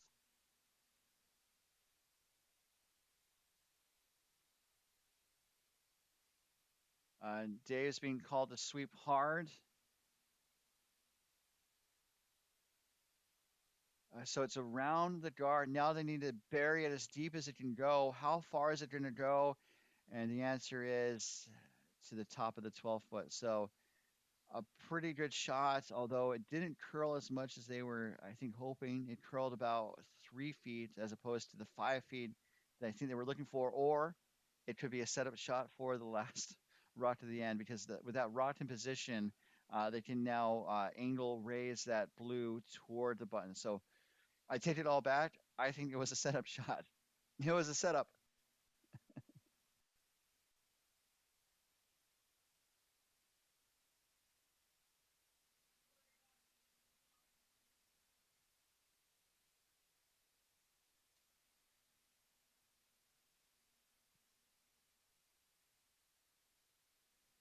So the room's down. I think it looks like that LeClair is going to take on that draw on the left side that I've been advocating for for much of this end.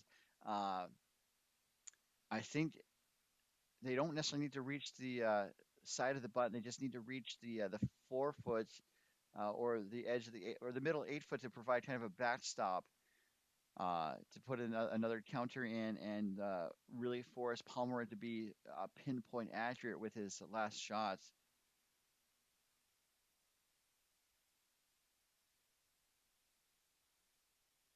So it's around the guard. It's going to settle in at the full 12 foot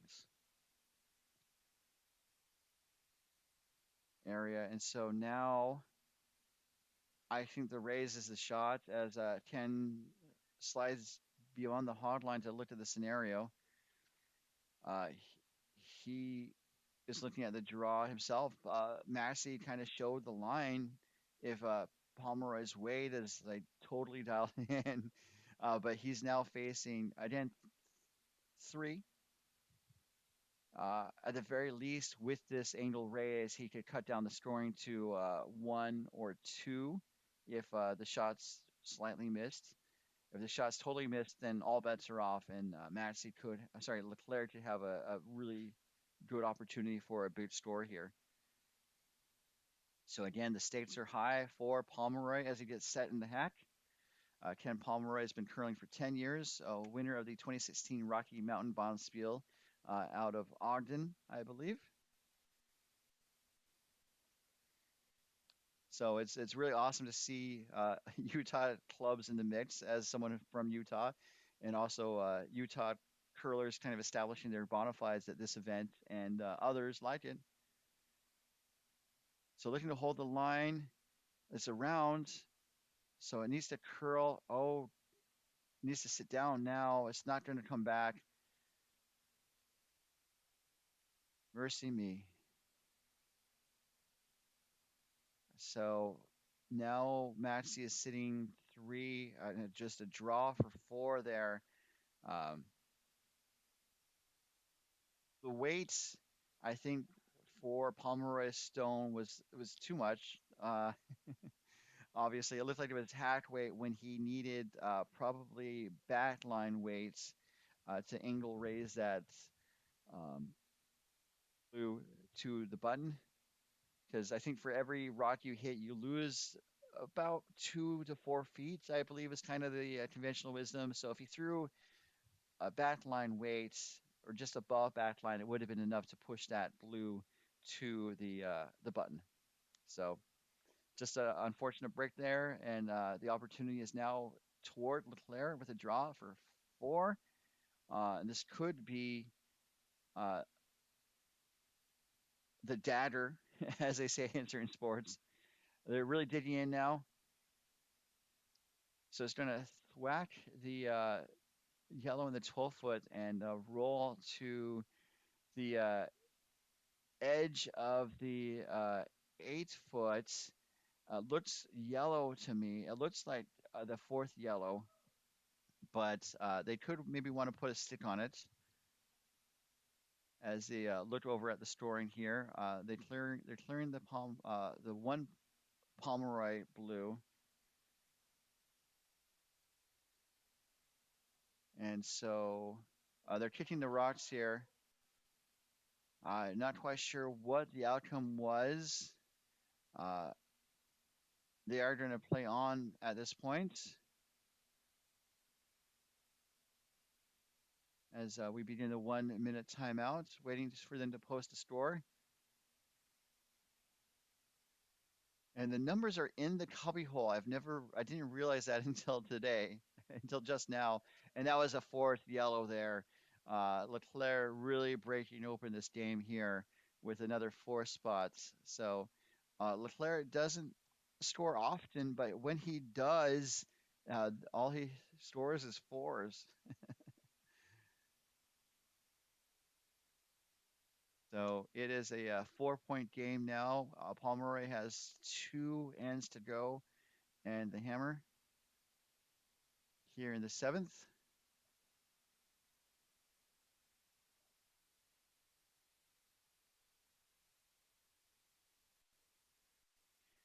Yes, I do mean to say LeClair. I apologize.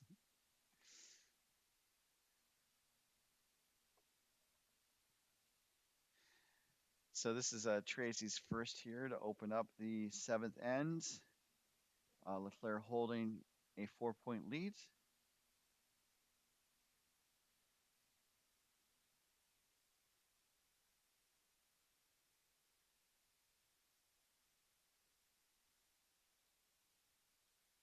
And that is a corner-ish guard.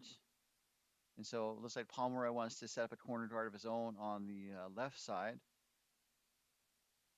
And then really trying to spark some offense here by using the corner guards.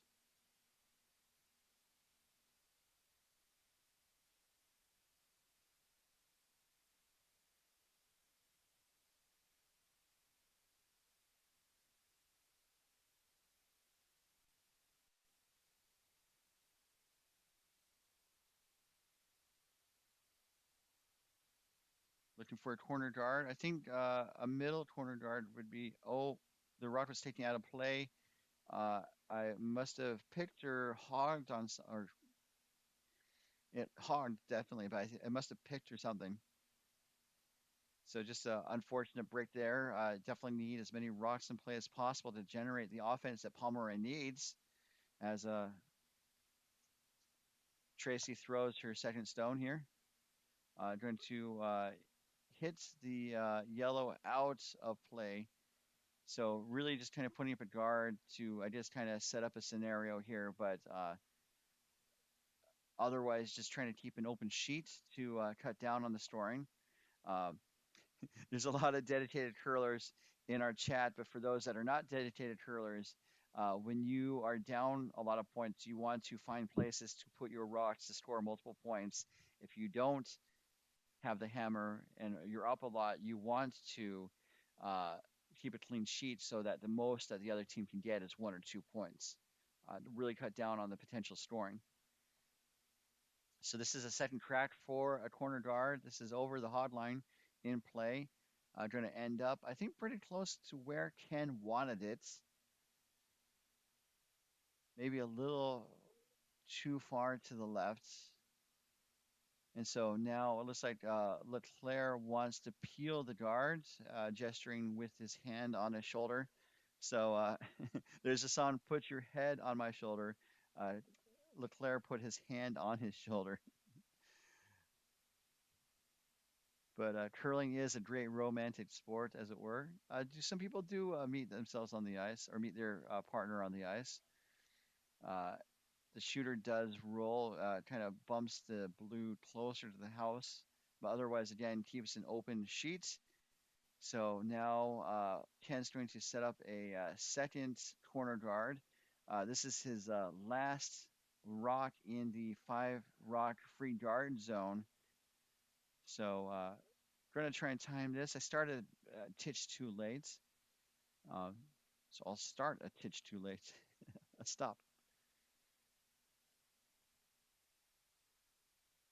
Looking for a corner guard.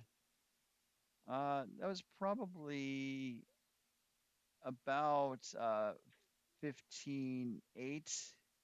So definitely a two guard. And now LeClair is going to clear the guard. And Ken's probably going to put it up as Jeff Barrett throws his second stone here in this end.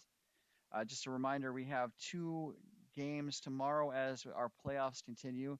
At about 8:50 a.m., we will have semifinal action, and then the guard is cleared. Semifinals start at 8:50, and then at about 12:20 tomorrow, our final contest will begin on our feature sheets. So it looks like David Hurst is being asked to draw around the Pomeroy blue corner guard.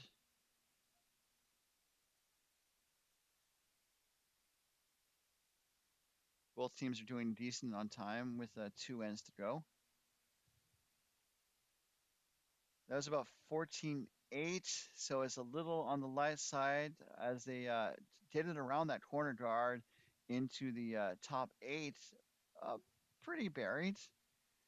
And so now LeClair is looking for a hit and roll.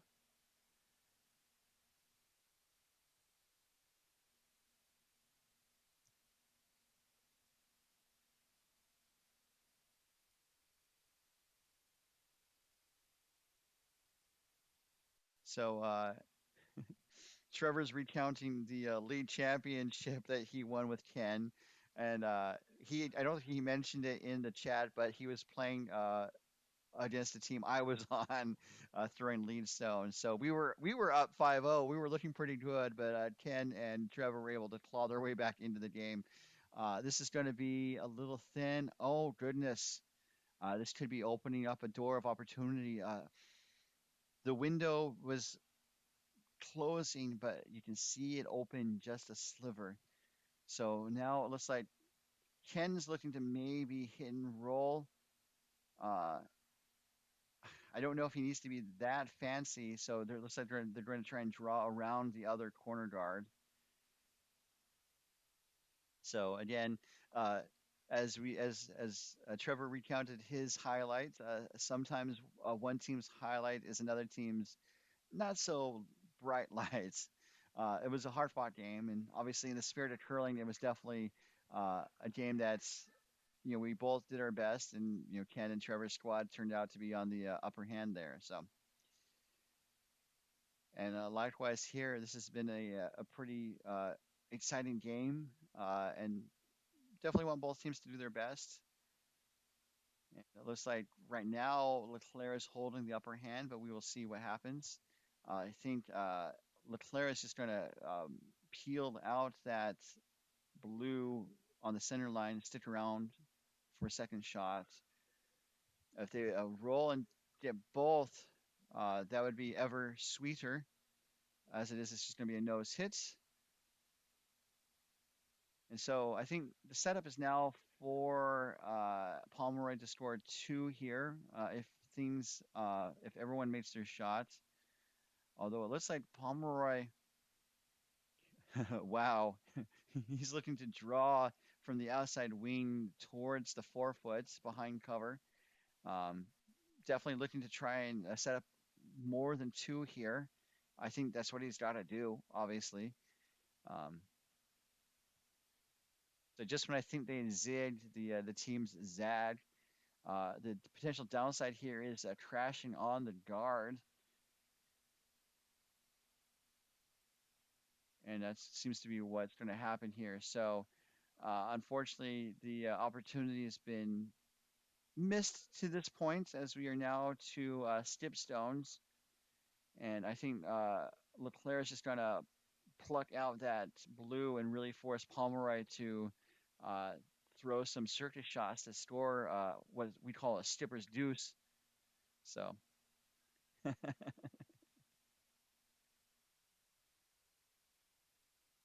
Some fun chat. I'm glad you guys were able to tune in. If you guys are not plugged into the YouTube chat, I do have to say that curling YouTube chats are usually some of the most positive, welcoming discussions. Sometimes there's some inside baseball, as it were, but usually everyone's willing to chat and be friendly, as opposed to some of the YouTube chats I've been on. And again, thank you to everyone tuning in tonight for these quarterfinal games. So again, looking to pluck out that blue. The blue is gone. The shooter also is going to go away. The blue is gone. I need to enunciate my words because Moses supposes his toes are roses, but Moses supposes erroneously. For Moses knows his toes aren't roses. And there's one more line, but I always forget that one. That's from I'm trying to remember the name of the movie musical. Oh well, they'll come to me. Singing in the Rain. How could I forget the title of that musical? Singing in the Rain, Gene Kelly, Debbie Reynolds, a bunch of other people. End of list. So Palmer is going to try and draw around here. And I think needs to be about 14 seconds hog to hog to get to the T line, maybe a little less for a top four. Again, trying to find some cover to he's trying to draw around his rock. This is coming up heavy, although it does park. Oh, you see, he's trying to draw the button. And mission accomplished. I said it was heavy. Uh, my eyes have been deceiving me. So, trying to manufacture that Stips Deuce.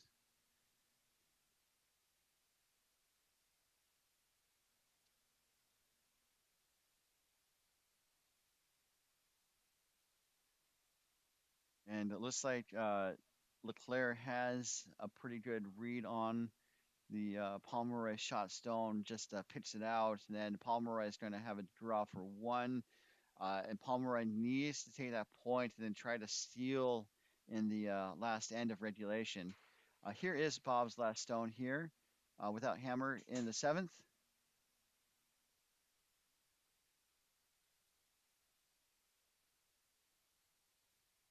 Not a lot of weight. Looks to be about control weight. Trying to get it to curl, and is it going to be a goof? No, no goof inside. Gets rid of the shot stone, and the shooter rolls to the back line. And so now it's not the end of the end. Um, I guess they clear the stone because it's not going to be a factor in what happens next. So I think Pomeroy is going to go for the blank. I don't know what the YouTube camaraderie, commentary I think here. I think it's going to be pretty dangerous. I don't know if you need to try to score four with hammer in the eighth end or to try to steal three. I think Ken's doing the math in his head, and he's opting to try to blank and score four to tie things up in the eighth.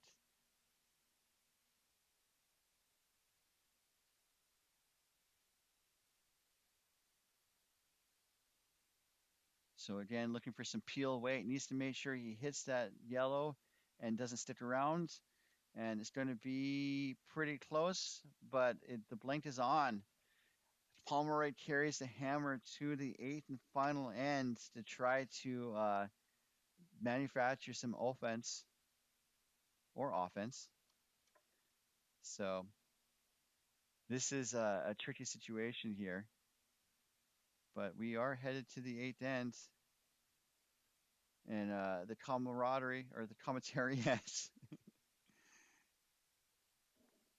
definitely is agreeing with Ken's decision to blank and carry the hammer to the eighth, and potentially setting up a Final Four featuring all Coyotes teams.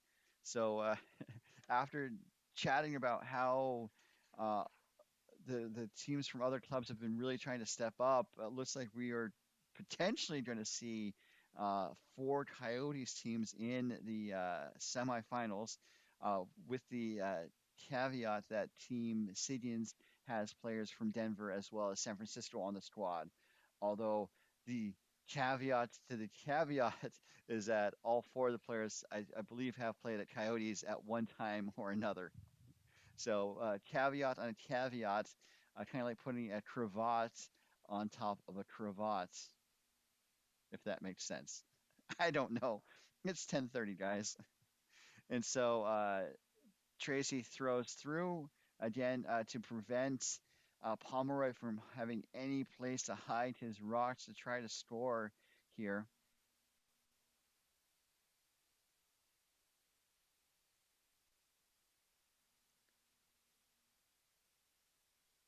And we are going to see Carey, her first here, looking to put up a corner guard. They don't want it to go into the house. That is the miss. Well, that's the bad way to miss. The pro way to miss is to be a little light, but still in the guard zone.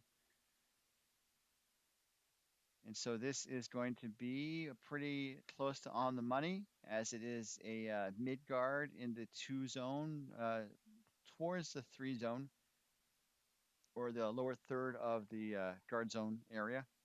And so now, excuse me, Drummond is going to throw her second stone away. Kind of the victory formation of curling, as it were. I'm going to take a pause to try to address my hiccups. Excuse me.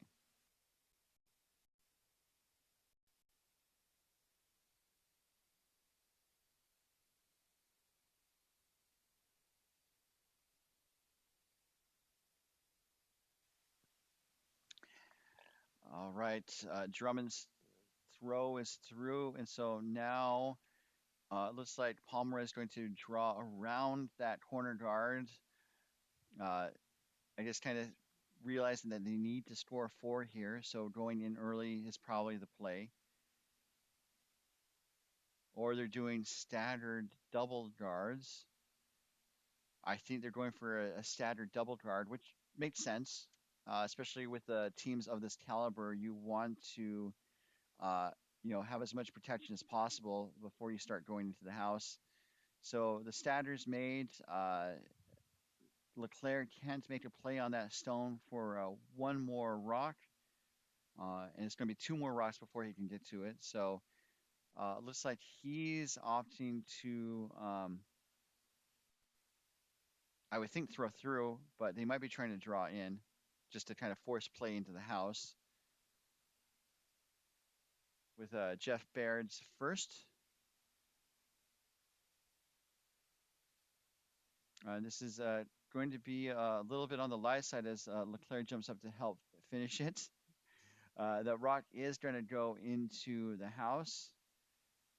So this could be setting up a potential, uh, it could be creating possibilities for Pomeroy, as it were.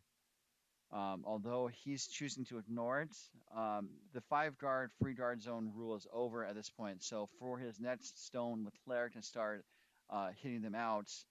So definitely thanks to the kudos on the YouTube stream. Definitely, it's a long weekend, but there's a lot of things that help make it easy, including San Francisco's great streaming equipment and also just the positive feedback from all the viewers. Sometimes it's not perfect. We are doing our best. And I definitely appreciate that. I think our readers or viewers see that as well. If you're reading this, very congratulations to the people that transcribed this game. This is going to go a little deep to the back of the 12 foots in play, second shot. Um, and so now LeClair is going to start, clearing rocks, and Palmer is going to need to try to find places to hide.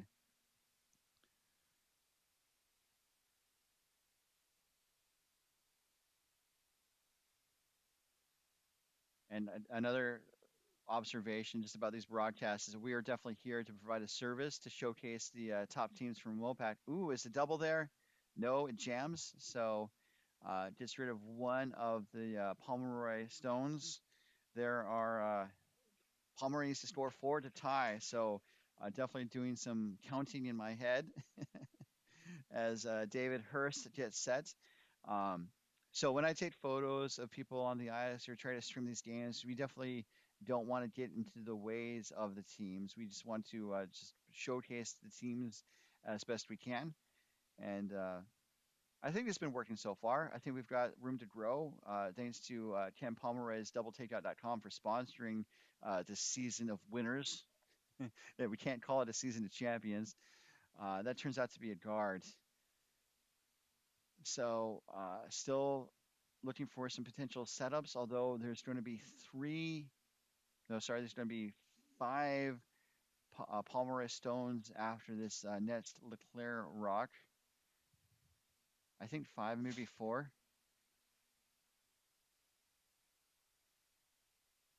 It's going to be four, as we see Luba get set for her first. Uh, Luba's great story is incredibly detailed and includes traveling across the country, trying to live in Atlanta and practice with the California team in Denver, talking about playing golf before ending up in Arizona in 2014. But then she found the dedicated ice at Coyotes and instead of taking up golf, hit the ice. And so this is a draw around. This is shaping up to be a very interesting end because now Ken can hit and roll undercover. So creating all those guards has seems to have created the potential, the opportunity for Pomeroy. But again, there's only four rocks to go. So again, finding cover is going to be of utmost importance. As we see the rock coming from Heather Cook. So Heather Cook, after winning Arena Nationals in 2023, Also, her squad finished second at the Mid America Regional Playdowns for Club Nationals. Also, actively skipping a 5 and under team for Dallas Fort Worth, hoping to qualify for the 5 and under. So, uh, a great experience, although unfortunately, this was a nose hit. So, the blue is in the house, it's counting, but it is exposed, and Luba is going to be asked to take that on. Um, just concluding Luba's story, her husband accuses her of having obsessive curling disorder, OCD. She concedes this is true, loving the sport that fosters such wonderful friendships.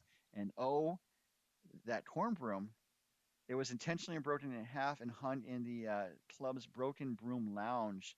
As she's going to hit this, it's going to get one nose hit. So Pomeroy is still alive with 3 rocks to go. Um, And so again, going to try that hit and roll, I believe.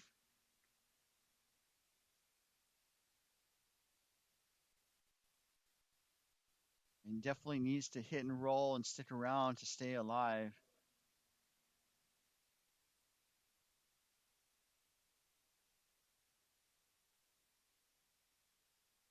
And Dave's trying to coach it over. They It's going to nose hit again, unfortunately. So now this could be the dagger for this game, as Bob LeClair makes his way down the ice, uh, up 4, facing 2. And Bob LeClair, he's one of the Canadians that found his way to the Coyotes Curling Club, starting in Ontario, playing in World Tour events for 25 years, and taking part in the 1993 Canadian Brier, 7 provincial men's championships, 3 provincial masters championships, a whole bunch more. And he's definitely one of the cornerstones of the Coyotes club, both on and off the ice, as he's going to throw a takeout here to run Pomeroy out of stones. If the shot is made, you have to make your shots. And it looks like this shot is made, and that is going to be handshakes. I have to wait till they start. And so Pomeroy is conceding the contest. LeClair will take an 8-4 win into tomorrow morning's quarterfinals as they exchange handshakes. Again, a hard-fought game, but LeClair really just really taking control with those multi-point ends there. So as we look to the bracket, the next step is set. Tomorrow morning's games starting at 8:50 are going to be the 1-5 game as Team Murray, undefeated to this point, takes on Maxie.